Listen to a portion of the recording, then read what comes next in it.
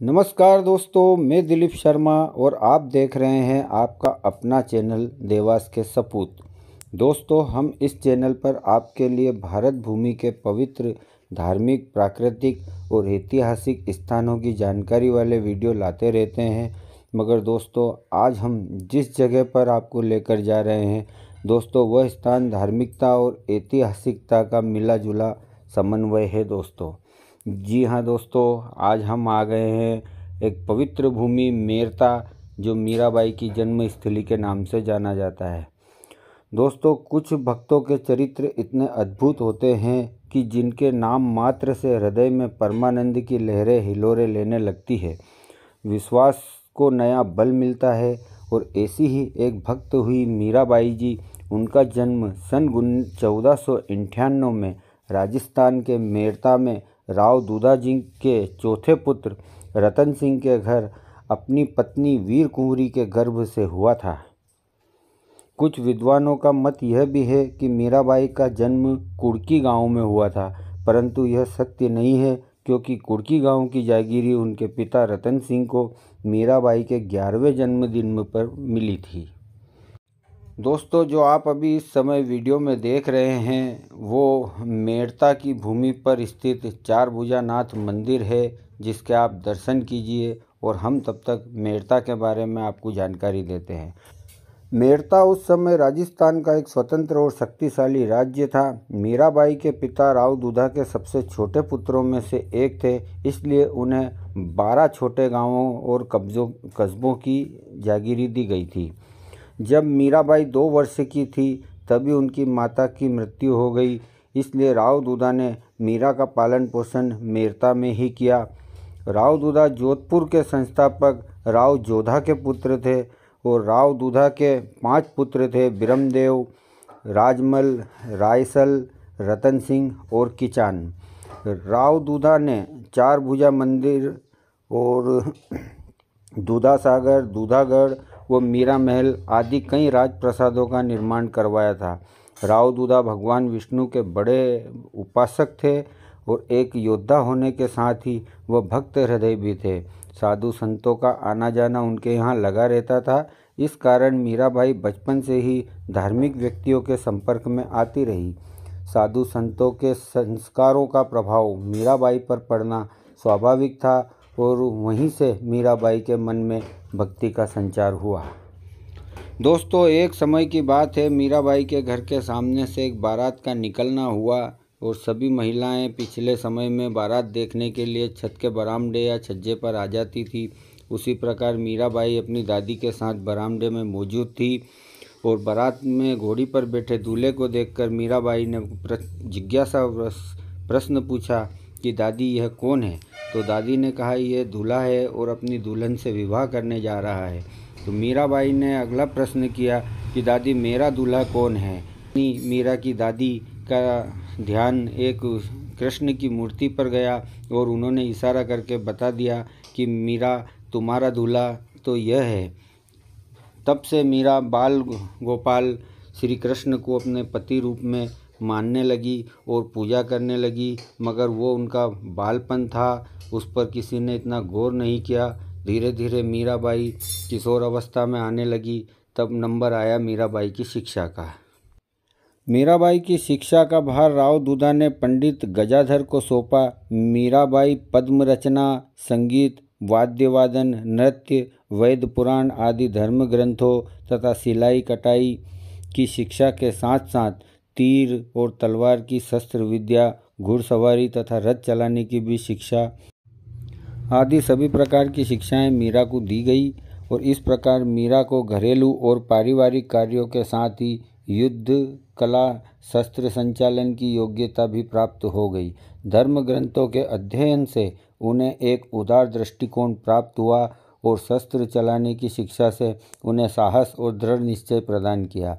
वे मृदुभाषी और सहृदय थी और जन्म से ही उनकी आवाज़ मीठी और सरस थी। कहा जाता है कि इन गुणों के साथ साथ वह अत्यंत आकर्षक और रूपवती भी थी। तो मीरा के अद्वितीय रूप और गुणों की चर्चा सुनकर मेवाड़ नरेश राणा संग्राम सिंह, जिन्हें राणा सांगा भी कहा जाता है, उन्होंने अपने ज्येष्ठ पुत्र कुंवर भोजराज के लिए उनके दादा राव दूधा के सामने विवाह का प्रस्ताव रखा, जिसे उन्होंने सहर्ष स्वीकार कर लिया। सगाई धूमधाम से की गई और चित्तौड़ तथा मेवाड़ दोनों स्थानों में बड़ी खुशियां मनाई गई। परंतु राव दूधा, जिन्होंने मीराबाई को बचपन से पाला था और जो उनके लिए एक प्रकार के पिता और माता दोनों ही थे, विवाह तक जीवित न रह सके। सगाई के कुछ ही महीनों के अंदर उनकी मृत्यु हो गई। उनकी मृत्यु मीराबाई के जीवन में पहला बड़ा आघात थी। मीराबाई के ताऊ राव बिरमदेव ने उनका विवाह सन 1516 में बड़े उत्साह और समारोह के साथ संपन्न किया। उस समय मीरा की आयु 18 वर्ष की थी। मीराबाई के पति कुंवर भोजराज एक सुंदर और प्रभावशाली व्यक्ति थे और कई युद्धों में वो अपनी वीरता के लिए यश प्राप्त कर चुके थे। वे भगवान शिव के परम भक्त थे। वे मीरा की कृष्ण भक्ति को बहुत अच्छी तरह समझते थे और उसका सम्मान भी करते थे। उन्होंने मीराबाई के लिए चित्तौड़गढ़ में गिरधर गोपाल का एक मंदिर भी बनवाया था और उनका दाम्पत्य जीवन बड़ा सुखमय था और ससुराल में उनको आदर और स्नेह भी मिलता था। परंतु यह सुख अल्पकालीन ही रहे, क्योंकि विवाह के 10 वर्ष पश्चात सन 1525-26 में हुए युद्ध में युवराज भोजराज का देहांत हो गया। मीराबाई के लिए यह एक मार्मिक आघात था। पति की मृत्यु के 6 माह पश्चात मीराबाई को 2 और सदमे पहुँचे। सन 1527 में खांडवा की लड़ाई में राणा सांगा की ओर से बाबर से लड़ते हुए उनके पिता का स्वर्गवास हो गया और राणा सांगा, जिन्होंने मीराबाई के जीवन में उनके दादा राव दूधा का स्थान ले लिया था, इस लड़ाई में वह अधिक घायल हो गए और कुछ समय पश्चात षड्यंत्रकारी सामंतों ने उन्हें जहर देकर मार डाला। और एक के बाद एक आने वाले इन दुर्घटनाओं से मीराबाई को बहुत आघात पहुंचा। उन्हें आभास होने लगा कि संसार में कोई सार नहीं है। उनकी स्वाभाविक भक्ति जागृत हो उठी और उनका झुकाव अंतःकरण मन की ओर होने लगा। उनके कुछ पदों में मानसिक विरक्ति की यह भावना प्रकट होती है।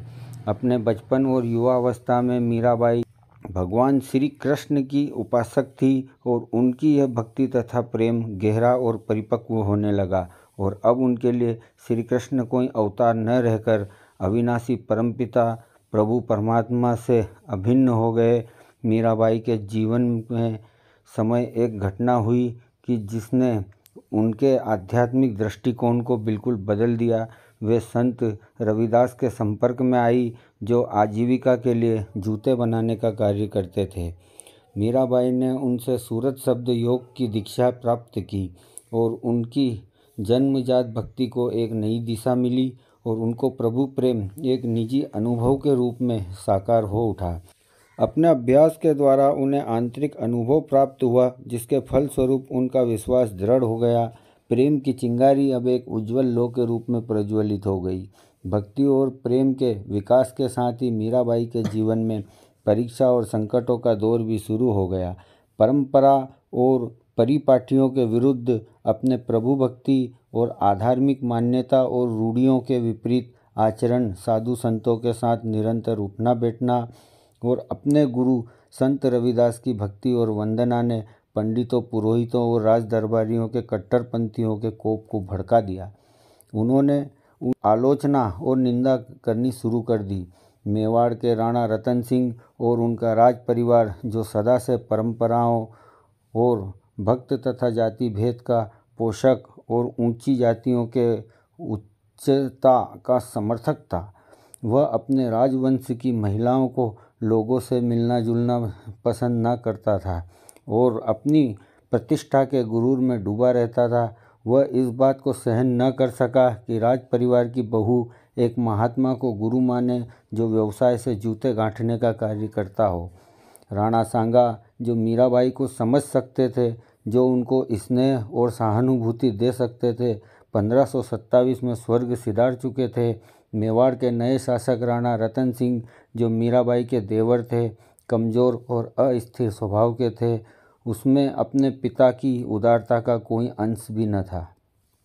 चाटुकारों के प्रभाव में आकर वो मीरा को मेवाड़ का कलंक मानते थे। मीराबाई की ननंद उदाबाई ने उन्हें सुधारने का बीड़ा उठाया। और उदाबाई के हृदय में मीरा के प्रति घृणा के भाव थे। उन्होंने मीरा को बदनाम करने में और उन्हें धमकाने में कोई कसर नहीं छोड़ी। कहा जाता है कि एक रात उदाबाई राणा के पास गई और बोली कि मीरा के कक्ष में कोई पुरुष है, उन्हें उससे बातें करते हुए अपने कानों से सुना है। वास्तव में मीराबाई विरह में कृष्ण को प्रेम से पुकार रही थी। शिकायत सुनते ही राणा को क्रोध आया और तलवार लेकर उन्हें मारने उनके महल की ओर चल पड़ा।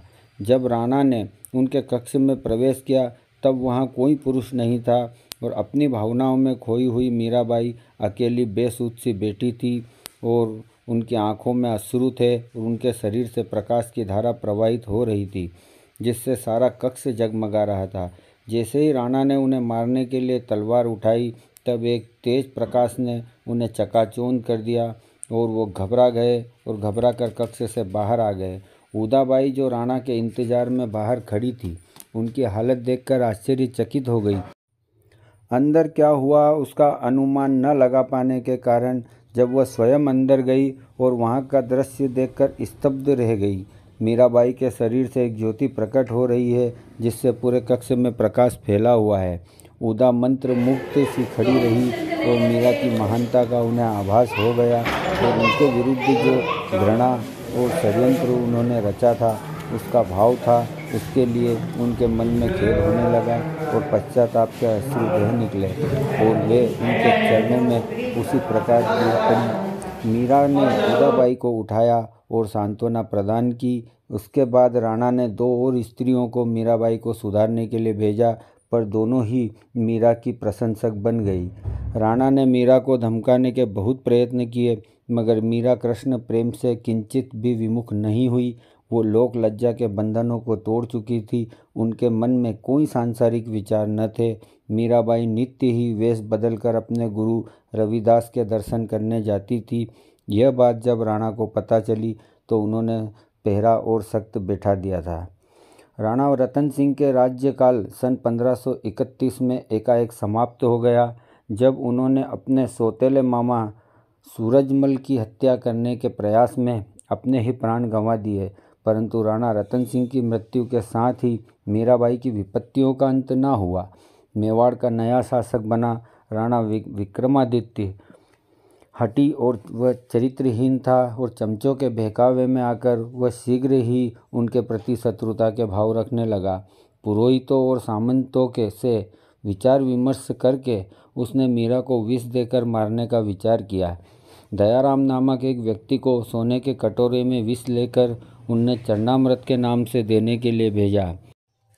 उदाबाई को इस षड्यंत्र का पता चल गया और उन्होंने तुरंत जाकर मीराबाई को चेतावनी दी, परंतु उन्होंने कभी चरणामृत लेने से इनकार नहीं किया था। अतः जानते हुए भी उन्होंने प्याले के विष को सहर्ष पी लिया, परंतु उन पर उस विष का कोई असर नहीं हुआ। उनका सद्गुरु प्रेम और भी तृप्त हो उठा और वो पूरा दिन भक्तों और संतों की संगति में बिताने लगी। मीराबाई के भजनों की ख्याति चारों ओर फैलने लगी। उनके इस लोकप्रियता से राणा विक्रम का रोष और बढ़ गया और उसने मीरा को मारने का एक और प्रयास किया और इस बार उन्होंने एक विषैले सर्प को आभूषणों के डिब्बे में रख कर भेजा और कहलवाया कि यह राणा की ओर से एक बहुमूल्य हार की भेंट है। डिब्बा खोलने पर वो 9 लखा हार बन गया और इस घटना का उल्लेख मीराबाई जी के साथ साथ कई अन्य भक्त कवियों ने भी किया है। भक्तों और साधुओं के लिए उनके महल के द्वार हमेशा खुले रहते थे, परंतु कुछ कट्टरपंथी लोगों को उनकी उन्मुक्त भक्ति और उनके बढ़ते हुए प्रभाव से जलन होने लगी। उनको नीचा दिखाने के लिए उन्होंने एक ब्राह्मण युवक को इस बात के लिए राजी किया कि वो जाकर कहे कि उन्हें प्रभु ने खुद दर्शन दिए हैं और आदेश दिया है कि वो मीराबाई के साथ एक ही सेज पर एक रात बिताए। उन्होंने इस युवक की धृष्टतापूर्ण बात को निर्विकार भाव से सुना और उसे शाम को आने के लिए भी कह दिया। शाम को रोज के समान साधुओं और भक्तों की मंडली उनके आंगन में जमी हुई थी और सब मिलकर कीर्तन कर रहे थे। युवक जब महल के द्वार पर पहुंचा तो द्वारपाल उसे अंदर ले आया और मीराबाई ने उठकर उसका स्वागत किया, परंतु जब युवक ने देखा कि भक्तों की मंडली के बीच में सेज बिछी है तो वह घबरा गया और कुछ साहस बटोरकर उसने कहा कि मैं इतने लोगों के बीच कैसे सो सकता हूँ। मीराबाई ने शांत भाव से उत्तर दिया कि अपने उस प्रभु से जो हर जगह मौजूद है और सब कुछ देख रहा है, उससे वे कुछ भी नहीं छुपा सकती, और न ही उसके भक्तों से, जो एक तरह से उन्हीं का परिवार है। और उनके इस निष्कपट और सरलता के भाव ने उस युवक के मन को हिला दिया। पछतावे से अभिभूत वो रोता हुआ उनके चरणों में गिर पड़ा और मीराबाई ने उसे क्षमा कर दिया और प्रभु प्रेम के पद गाने में लीन हो गई। मीरा ने विक्रमादित्य के इस व्यवहार से परेशान होकर वह मेरता चली गई। कुछ समय मेरता में व्यतीत करने के बाद मीराबाई मेरता से पुष्कर और पुष्कर से वृंदावन जाती है। वृंदावन में जीव गोस्वामी से मिलने गई, जिनका लोग बहुत आदर करते थे और भगवान कृष्ण की वह गोपी भाव से उपासना करते थे। और उस गोपी भाव की उपासना में संपूर्ण सृष्टि में भगवान श्री कृष्ण ही पुरुष माने जाते हैं और उनके सभी भक्त, स्त्री हो या पुरुष, उनको कृष्ण की चहेती गोपियाँ माना जाता है। और उनके साथ ही जीव गोस्वामी कठोर संयम और त्यागपूर्ण जीवन बिताते थे और स्त्रियों का मुख तक नहीं देखते थे। जब उन्होंने सुना कि मीराबाई नाम की भक्त स्त्री उनसे मिलना चाहती है, तो उन्होंने यह कहकर मना कर दिया कि उनकी प्रतिज्ञा है कि वह कभी किसी स्त्री का मुख नहीं देखेंगे। मीराबाई उम्र में उनसे छोटी थी, फिर भी वह भक्ति में परिपक्वता प्राप्त कर चुकी थी। जीव गोस्वामी की ही गोपी भावना का आदर लेकर उन्होंने कहलाया कि वे समझती थी कि वृंदावन में श्री कृष्ण मात्र एक ही पुरुष है, परंतु उन्हें यह जानकर आश्चर्य हुआ कि यहाँ एक और पुरुष भी मौजूद है।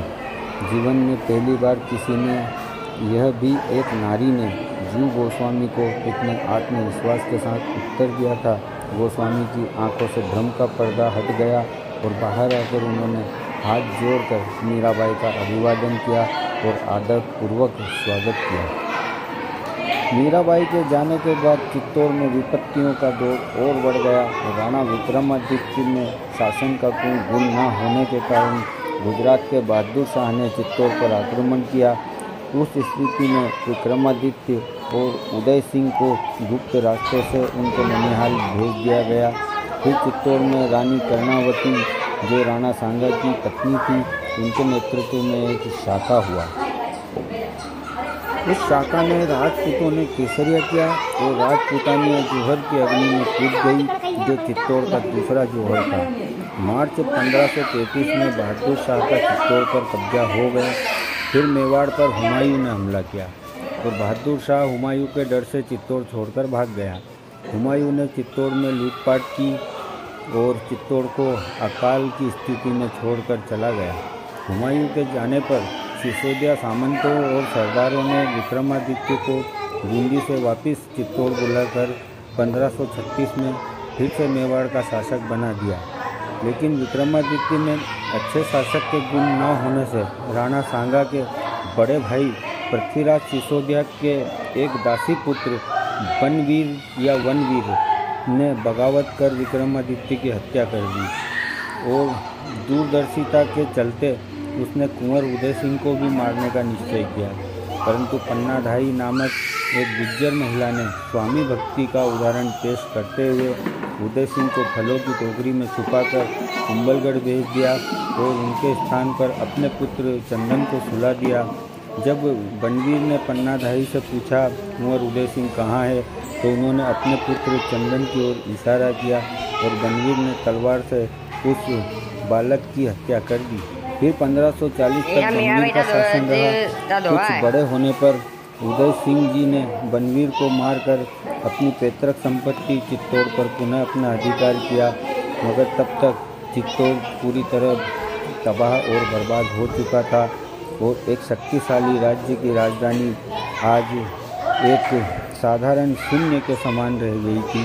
वीर पुरुषों और स्त्रियों की एक पूरी पीढ़ी ही युद्ध में अपने प्राण गंवा चुकी थी। साधारण जनता इन सब विपत्तियों के परिणाम अभी भी भुगत रही थी और चित्तौड़ के निवासी अपने दुर्भाग्य को मीरा पर किए गए अत्याचारों का फल मानने लगे थे। राणा रतन सिंह को एक अस्वाभाविक मौत मरना पड़ा। राणा विक्रमादित्य, जिसने मीराबाई के प्राण लेने के लिए षड्यंत्र किया, खुद एक षड्यंत्र का शिकार हो गए और चित्तौड़ के लोग जिन्होंने उनकी निंदा की थी, उन्हें सताया था, करीब करीब सभी बर्बाद हो गए। सभी और एक पछतावे की भावना फैलने लगी। सबके मन में यह विचार था कि मीराबाई पर किए गए अत्याचार का प्रायश्चित तभी हो सकता है जब राणा और नागरिक उनसे क्षमा मांगकर उन्हें वापस ले आए। राणा उदय सिंह ने उन सब लोगों की भावनाओं का आदर किया और कुछ ब्राह्मणों को उनको वापस लाने के लिए भेजा। तब तक मीराबाई जीव गोस्वामी के आश्रम से विदा होकर द्वारिका पहुंच चुकी थी। मीराबाई न तो अब राजवधू थी और न ही चित्तौड़ को अपना घर मानती थी। वो अपने भाग्य से संतुष्ट थी और उनका मन द्वारिकाधीश के चरणों में लगा हुआ था। उन्होंने वापस चित्तौड़ लौटने के लिए इनकार कर दिया। ब्राह्मणों ने उन्हें बहुत मनाया, पर वह नहीं मानी। तो ब्राह्मणों ने चित्तौड़ की स्थिति और राणा के भय से यह प्रण ले लिया कि हम तब तक अन्न और जल ग्रहण नहीं करेंगे जब तक आप हमारे साथ चित्तौड़ चलने की स्वीकृति नहीं दे देती। मीराबाई विचित्र दुविधा में थी और लौटने के लिए तैयार न थी, और वह यह भी नहीं चाहती थी कि ब्राह्मण भूख प्यास से मर जाए। इसलिए उन्होंने स्वीकृति तो दे दी, मगर एक उसके पीछे शर्त रखी कि हम कल सुबह चलेंगे। इसके पहले मुझे द्वारिकाधीश से वहाँ जाने की इजाज़त लेनी होगी। और वे द्वारिकाधीश के मंदिर में प्रार्थना करने गई। दूसरे दिन सुबह जब मंदिर के द्वार खोले तो मीराबाई जी वहाँ नहीं थी, केवल उनकी ओढ़नी मूर्ति के हाथ में लटक रही थी। पंडितों और पुरोहितों ने यह मान लिया कि श्री कृष्ण की मूर्ति में मीराबाई समा गई है। यह घटना सन 1547 की बताई जाती है। उनकी मृत्यु का साक्ष्य आज तक किसी को नहीं मिला है। मीराबाई ने उस समय धार्मिक जोश को बहुत बढ़ा दिया था और उनका संपूर्ण जीवन एक हिंदी साहित्य में बड़ा योगदान दिया था, जिसमें उनका अंतः प्रेम और विश्वास दिखता है। तो दोस्तों, ये थी मीराबाई के जीवन परिचय और उनकी पूरी कहानी, जो मुझे थोड़ी बहुत याद थी, टूटे फूटे शब्दों में मैंने आप लोगों को बताई है। आप लोगों को वीडियो पसंद आए तो इसे लाइक करें और इसी प्रकार के जानकारी वाले वीडियो आगे भी देखते रहने के लिए दोस्तों चैनल को सब्सक्राइब करें, ताकि ऐसे वीडियो की नोटिफिकेशन आपको सबसे पहले मिल सके। और यहाँ पर ये सब शिलालेख लगे हुए हैं, आप ये सबको देखते हुए वीडियो को एंजॉय कीजिए। आज के वीडियो में बस इतना ही दोस्तों। जय श्री कृष्ण, राधे राधे।